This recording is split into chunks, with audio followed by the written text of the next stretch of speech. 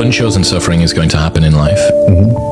Your parents are going to pass away, loved ones are going to die, your relationships are going to break down, your body is going to fail you, you're going to become ill or sick or destitute.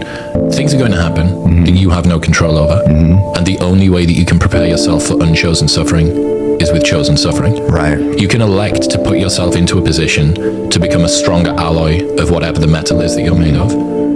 And by purposefully choosing difficult things, you will armor yourself against that situation. It's still going to suck, but think about how much more fragile you would be if you hadn't overcome all of this stuff.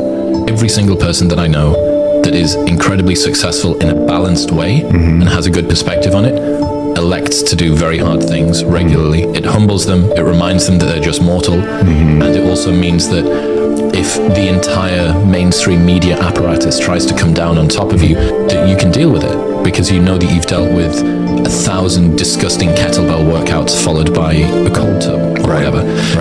What would you tomorrow want you today to do? The reason that it's so effective is it rips you out of the moment and it stops you from relying so heavily on the confused chemical signals coming from your body, and instead it gives you a bit more distance. It depersonalizes the decision. It helps you treat yourself like a friend that you're responsible for helping in Peterson language. It forces you to optimize for long-term thinking rather than immediate gratification. It reminds you that ultimately decisions aren't being made for you now.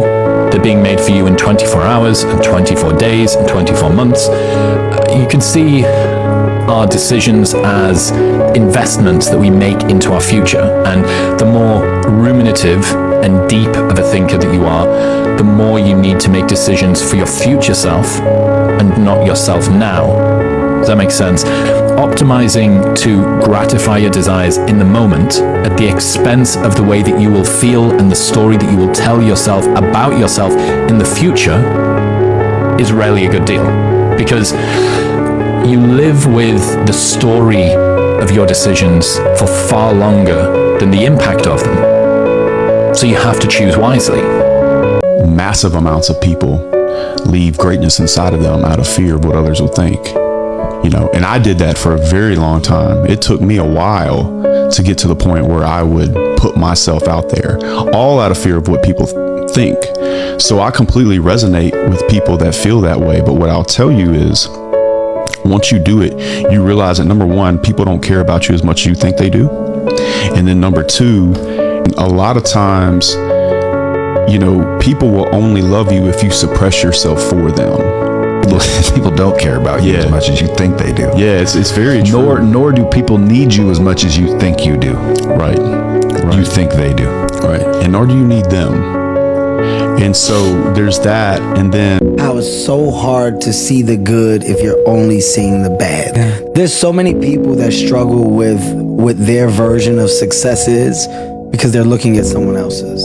When you're constantly in the space of not realizing or noticing your world, your reality, because you're living in what appears to be someone else's, well, your shit is never gonna be right. It's never gonna be right. You do what you want based off of who you've seen or what you want to be true to. Live your life.